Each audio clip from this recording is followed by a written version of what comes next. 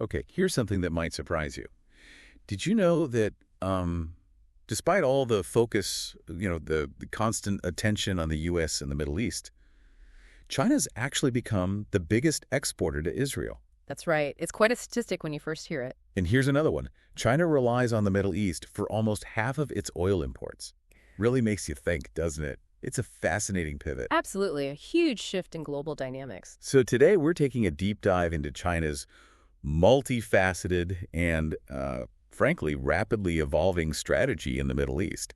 It's definitely more complex than just, simple trade deals. Way more complex. There are layers upon layers. Yeah, we've pulled together insights from, well, quite a range of sources for this. We've got reports from respected think tanks like CNAS, econ journals, too. Good, solid analysis there. And even, believe it or not, a pretty lively Reddit discussion from Socialism, which offered some very different perspectives. Always interesting to see those ground-level debates. Right, so our mission here is really to unpack China's core interests, get a handle on its distinctive diplomatic style, and explore the big geopolitical implications of its growing footprint in this really vital region. Crucial region for the whole world, really. Exactly.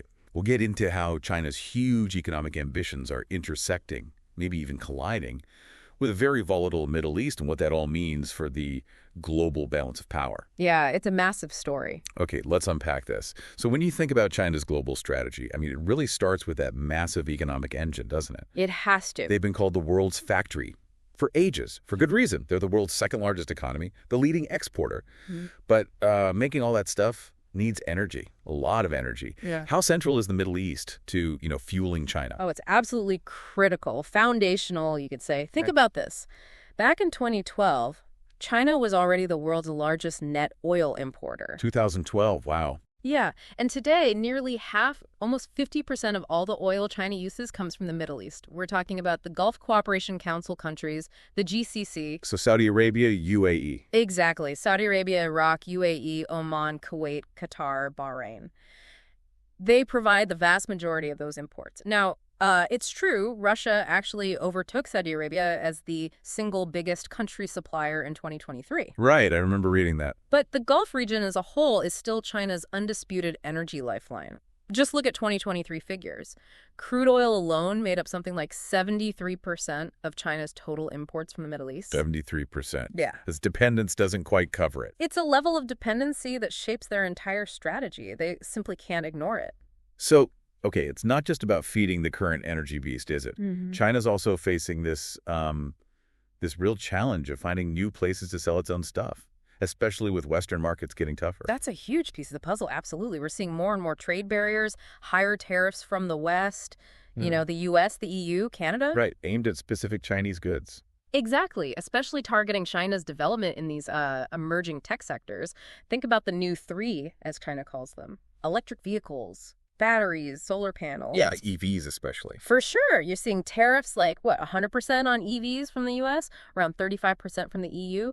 That kind of pressure forces China to look elsewhere, to actively cultivate new, more open markets. And the Middle East, well, it offers a growing and, importantly, a receptive consumer base. Makes sense. And this is where the Belt and Road Initiative, the BRI, slots in, right? That huge global infrastructure plan. It's the perfect vehicle for it. Since it kicked off in 2013, China has poured, over $1 trillion into projects across more than 140 countries. $1 trillion. That's hard to even picture. It is. And in the Middle East specifically, the BRI has really focused heavily on energy-related projects. Something like 58% of the, $21.6 billion invested there between 2014 and 2019 went into energy. And the impact on trade, it's been dramatic. Total trade between China and the Gulf countries, it more than tripled. It went from about $104 billion in 2020 to $286 billion in 2023. Tripled in just 3 years. Yep. And get this, in recent years, those Gulf countries have actually imported more from China than from the U.S. and the EU combined. Okay, that really paints a picture. It's a clear strategy. Yeah. Lock down resources, open up new trade routes. So we got the massive economic drivers laid out. Energy security, new markets. But here's where it gets really interesting. how this huge economic footprint is interacting with, well, a dramatically shifting geopolitical landscape over there. Right. The ground feels like it's constantly moving in the Middle East. Exactly. And we hear a lot these days about this narrative of a power vacuum, questions being asked about U.S. global leadership. How is China navigating that perception? It's fascinating, isn't it, how those two things, the economics and the geopolitics, are so intertwined. You've had events like, well, the COVID response, the difficulties in Ukraine, the withdrawal from Afghanistan, plus these persistent ongoing conflicts in the Middle East. It all adds up. It does. It contributes to this narrative, this feeling maybe of a leadership gap.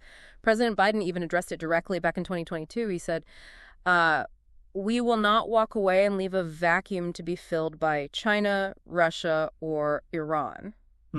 Acknowledging the pressure. Right. So this perception of a strategic shift, whether you think it's fully accurate or not, it definitely colors how China's moves are seen and maybe how China itself acts. And China certainly hasn't been sitting on the sidelines.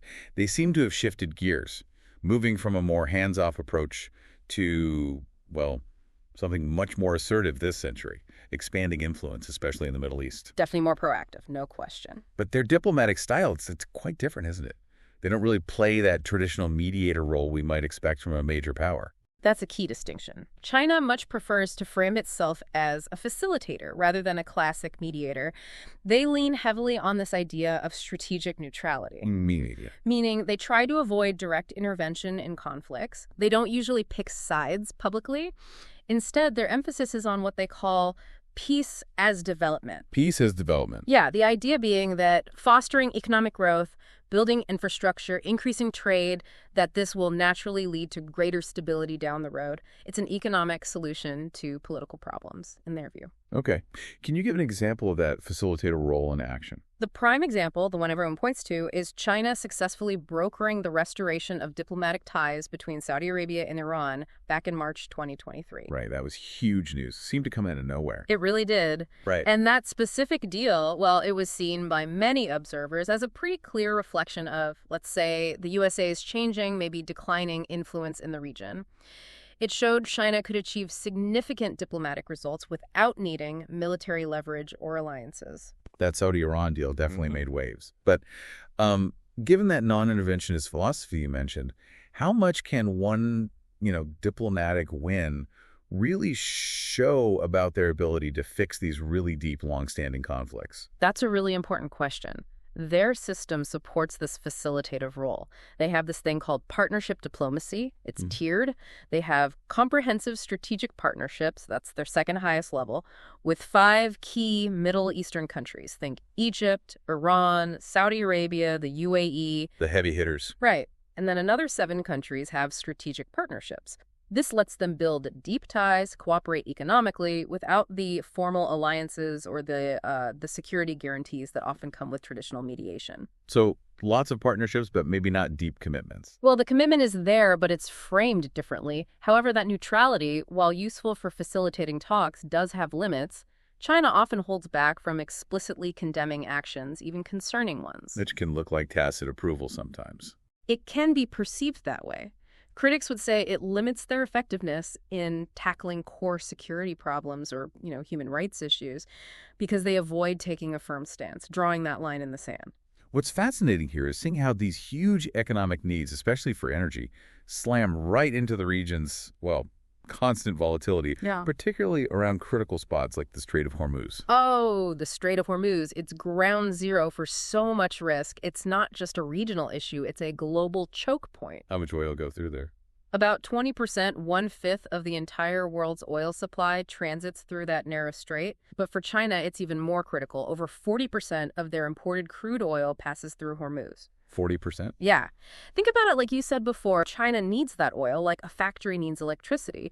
What happens when the main power line runs through a potential conflict zone? Yeah, not a comfortable position. Not at all. And recent escalations, U.S. airstrikes near Iran, Iran threatening to close the strait, the troubles in the Red Sea spilling over, they all directly threaten this absolutely crucial energy artery for China. So given these direct threats to their energy lifeline, how has China responded? Have they sent in their navy? Taken a more, muscular military stance to protect those shipments. It's really interesting. No, there haven't been reports of direct Chinese military intervention in response to these specific threats. What they did do was implement these emergency vessel reporting requirements. Recording requirements. Yeah, for all Chinese-flagged vessels passing through the Strait of Hormuz, the Gulf of Oman, the Persian Gulf. They even required retroactive data going back to early 2024. Retroactive, what does that signal? It signals pretty clearly that they're preparing for potential long-term disruptions. They're gathering data, enhancing monitoring.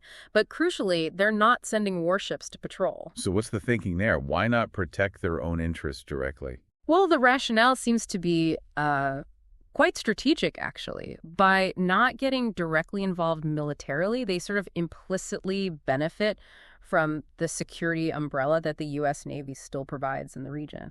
Letting someone else handle the security. Exactly. They avoid the immense costs, the risks, and the potential diplomatic fallout of direct military entanglement themselves. Some might call it, well, a kind of strategic free riding on the existing security architecture. It's quite calculated. That's a masterclass in strategic calculation, isn't it? Avoid the burden, secure the interest. Okay, so their approach to energy routes is clearly pragmatic.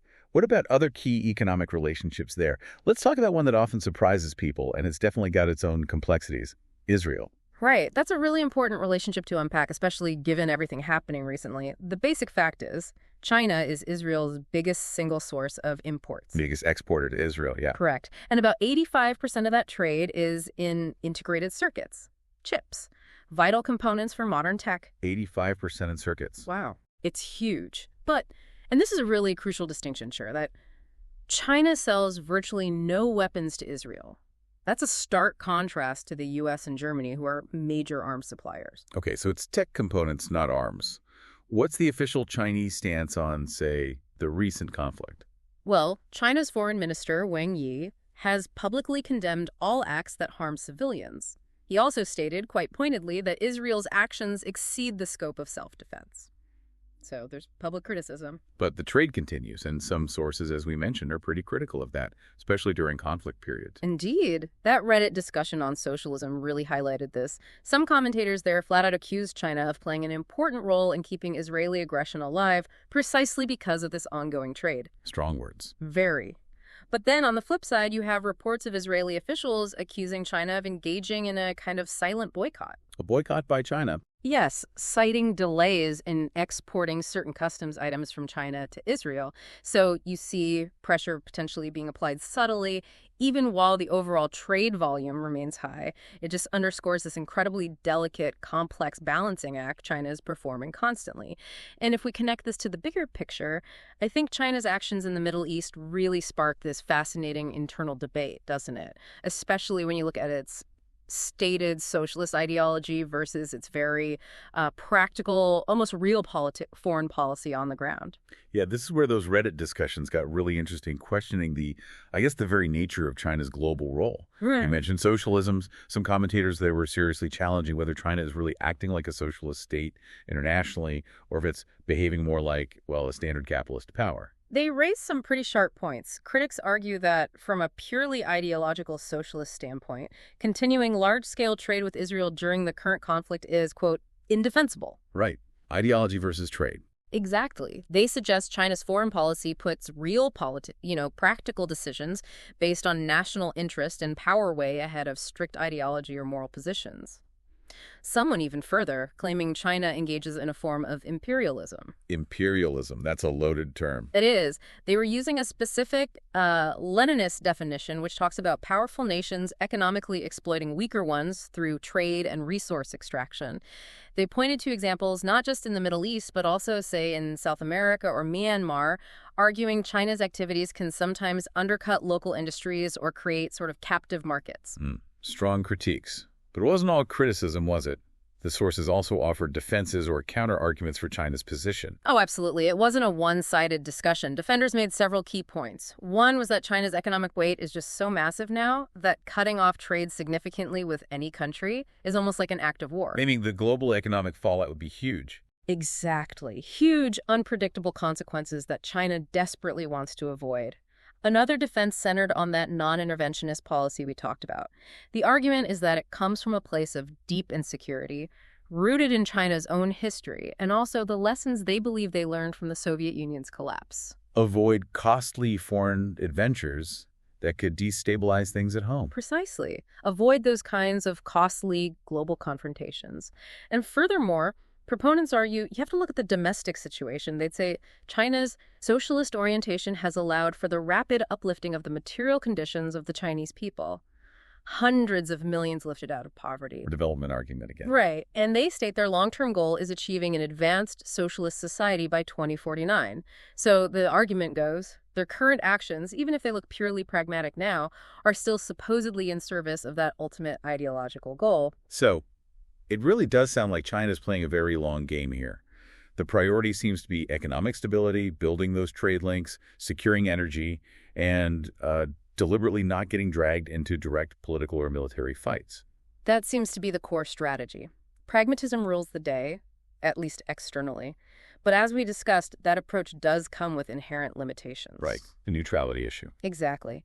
While staying neutral lets China keep talking to everyone, maintain those economic ties across divides, it might also limit its ability to actually resolve these really deep, nasty conflicts. It avoids, as you said, drawing the proverbial line in the sand when things get really tough. Which, arguably, someone needs to do sometimes to make peace. Arguably. By not taking those harder stances, China effectively leaves others, often the U.S., to bear the main security burden and the costs associated with regional stabilization efforts. So wrapping this up, what does it all mean for you, for us watching this unfold? It seems China's got this dual strategy running.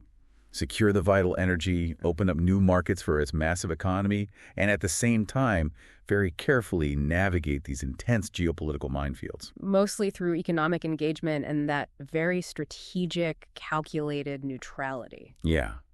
It's this fascinating, really dynamic interplay between China's own pressing domestic needs and its, well, clearly ambitious global aspirations. It certainly is. You see China trying to project influence, trying to foster stability, but primarily through economic development, through diplomatic facilitation, rather than, military alliances or overt political pressure. That's a very different model. It is. It contrasts pretty sharply with traditional Western approaches, particularly the historical U.S. role. And it offers maybe a compelling alternative model for how a global power operates, how it projects influence. So here's a final thought to leave you with. Considering China's very long-term strategy, prioritizing economic stability and non-intervention, what does it truly mean for a global power to try and lead, or at least exert major influence, without actively militarily intervening? And how might that approach reshape the whole nature of international influence in the coming decades, especially, as these older models of hegemony are increasingly being questioned? What stands out to you?